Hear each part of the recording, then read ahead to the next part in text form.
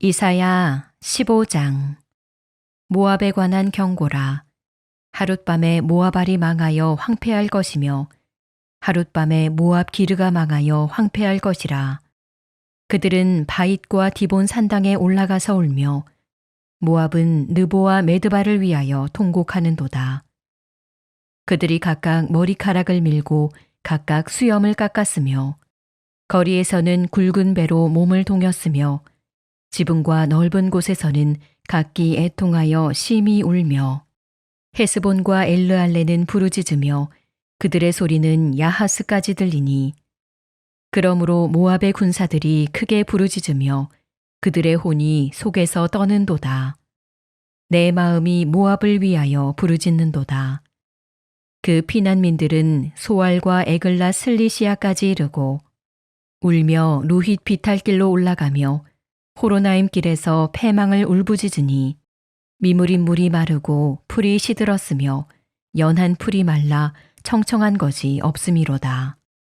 그러므로 그들이 얻은 재물과 쌓았던 것을 가지고 버드나무 시내를 건너리니 이는 곡성이 모압 사방에 둘렸고 슬피 부르짖음이 에글라임에 이르며 부르짖음이 부엘 엘림에 미치며 디몬 물에는 피가 가득함이로다.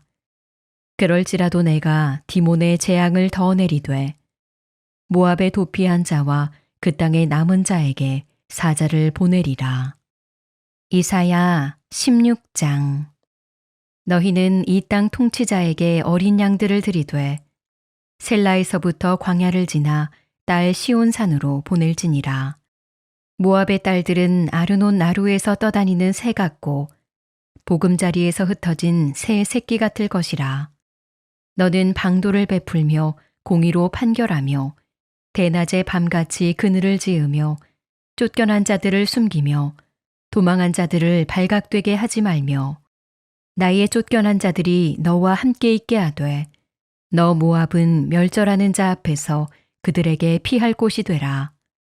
대저 토색하는 자가 망하였고 멸절하는 자가 그쳤고 압제하는 자가 이 땅에서 멸절하였으며 다윗의 장막에 인자함으로 왕위가 굳게 설 것이요 그 위에 앉을 자는 충실함으로 판결하며 정의를 구하며 공의를 신속히 행하리라. 우리가 모압의 교만을 들었나니 심히 교만하도다. 그가 거만하며 교만하며 분노함도 들었거니와 그의 자랑이 헛되도다. 주님의 전에 나온 여러분을 환영합니다. 언제나 주님의 보호하심과 이끄심에 순종함으로 살아갈 수 있는 저희들이 되기를 주님의 이름으로 축원합니다. 실타래가 묶인 것을 풀려면 상당히 어렵습니다. 아무리 풀려고 해도 계속 꼬이지요. 그래서 대부분은 꼬인 실을 끊어내 버리고 꼬이지 않는 실에서 다시 시작합니다. 하지만 그럴 수 없을 때가 있죠. 제가 군대에서 있을 때의 일입니다. 전화선을 한번 깔면 다시 사용하지 않았으면 좋겠는데 군대는 그렇지 않지요. 사용할 수 있을 만큼 사용합니다. 그러나 그 전화선을 이렇게 모아놨다가 다시 푸는데 이게 한번 꼬이기 시작하면 한도 끝도 없이 계속 꼬입니다. 그 많은 전화선, 그것을 보면서 간부가 병사들에게 이야기하죠. 이거 다 풀어놔서 정리해 놓아라. 이때가 되면 극도로 침착해져야 합니다. 안 그러면 열심히 풀다가 다시 꼬이고 다시 꼬이고 하죠. 여기에서 중요한 것은 시작하는 선을 잘 잡고 있어야 한다는 것입니다. 열심히 처음부터 잘 풀어 놓다가도 이것을 놓치고 다른 곳을 풀기 시작하면 어디가 처음인지 모르고 계속 꼬이게 만드는 것이 바로 이 실타래와 같이 묶인 것입니다. 그렇게 시작점을 잘 잡고 몇 시간이 걸려서 그 전화선을 다 풀어 놓습니다. 그럼 간부가 와서 이야기하죠. 와, 이걸 진짜 풀었네. 못 풀 줄 알았는데. 그래도 어쩔 수 없이 그것을 잘 풀어냅니다. 시작점을 잘 붙잡았기 때문이죠. 혹여 우리의 삶 속에서 잘 되지 않은 것이 있습니까? 우리의 시작점을 잘 잡고 있어야 합니다. 우리의 인생 속에서 잘 잡고 있어야 하는 것은 하나님의 말씀입니다. 다른 것을 붙잡고 이것이 다 잘 풀리리라 엉뚱한 것을 붙잡고 있으면 계속하여 꼬이고 어려워지는 우리의 인생들입니다. 다른 것이 아니라 오로지 주님의 말씀만을, 주님의 복음만을 잘 붙잡고 살아갈 수 있는 저희들이 되기를 주님의 이름으로 축원합니다. 오늘의 말씀은 이사야 15장 말씀으로 모압에 대한 경고의 말씀입니다. 이사야는 대선지자로서 이방 민족에 대한 예언의 말씀이 있습니다. 그 중에 이웃 나라인 모압에 대한 경고의 말씀입니다. 모압은 이스라엘의 친척과 같은 나라입니다. 모압의 시작이 롯에서 시작되었고 하나님은 아브라함을 선택하시고 지시한 땅으로 가라 할 때 아브라함은 롯과 함께 하였습니다. 아브라함과 롯이 함께 하였고 하나님이 어떠한 분인지 롯은 잘 알고 있었습니다. 하나님의 말씀을 따르길 원하였고 아브라함과 함께 하나님께 순종하고자 하였습니다. 그러나 롯이 아브라함과 떠나가야 하는 그 시기에 때에 롯의 선택은 눈에 보이는 좋은 땅이었습니다. 하나님의 말씀을 붙잡고 가나안으로 왔지만 결국 그의 마지막의 선택은 눈에 보이는 좋은 땅이었습니다. 결국 악이 가득한 땅에 들어가게 되었습니다.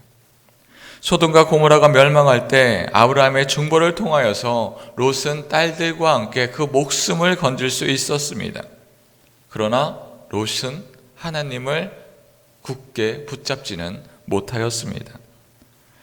오늘 말씀에 하나님을 따랐던 롯과 그의 후손들이 하나님이 따르지 않았음을 다시 한번 이야기하고 있습니다. 오늘 말씀 2절 3절 말씀입니다. 그들은 바익과 디몬 산당에 올라가서 울며 모압은 느보와 메드바를 위하여 통곡하는도다. 그들이 각각 머리카락을 밀고 각각 수염을 깎았으며 거리에서는 굵은 배로 몸을 동였으며 지붕과 넓은 곳에서는 각기 애통하며 심히 울며. 하나님의 말씀을 붙들고 롯은 아브라함을 따랐지만 그의 후손들은 하나님이 아닌 다른 신을 섬기며 따랐다라는 것입니다. 그들은 결국 우상을 만들었고 그 우상을 섬겼습니다. 그러나 그들의 우상은 모압을 지켜낼 힘이 없습니다. 이들은 자신들을 위한 그 신들을 바라보면서 통곡하였습니다. 울부짖었습니다. 그러나 그들에게 그 우상들은 함께할 수 없습니다. 하나님만이 세상을 창조하신 전능하신 신이십니다. 전능한 왕이시지요. 그 이외에 다른 것을 붙잡는다 할지라도 눈에 보일 때는 그들이 우리에게 안락을 줄 것 같고 우리에게 평안을 줄 것 같지만 아무것도 우리에게 허락할 수 없습니다. 모압의 결국은 그의 우상을 따랐기에 그의 끝은 고난과 피로 가득 찹니다. 오늘의 말씀 8절 9절 말씀입니다. 이는 곡성이 모압 사방에 둘렀고 슬피 부르짖음이 에글라임에 이르며 부르짖음이 부엘엘림에 미치며 디몬 물에는 피가 가득하미로다. 그럴지라도 내가 디몬의 재앙을 더 내리되 모압의 도피한 자와 그 땅에 남은 자에게 사자를 보내리라. 모압 사방에 애곡이 가득하고 산당에 피와 죽음이 가득합니다. 그러나 그 심판은 멈추지 않고 끝까지 나아갑니다. 잘못된 신앙은 모압을 절망으로 이끌고 심판으로 마무리 짓게 합니다. 하나님의 사람이 붙잡을 것은 세상에 좋은 것, 내 눈에 좋아 보이는 것이 아니라 하나님의 말씀을 붙잡아야 합니다. 잘못된 신앙은 모압을 절망으로 이끌었고 심판으로 마무리 짓게 됩니다. 우리가 붙들어야 하는 것은 전지전능하신 하나님의 말씀이어야 합니다. 하나님이 아닌 다른 것은 좋아 보일지라도 그 끝은 심판과 절망입니다.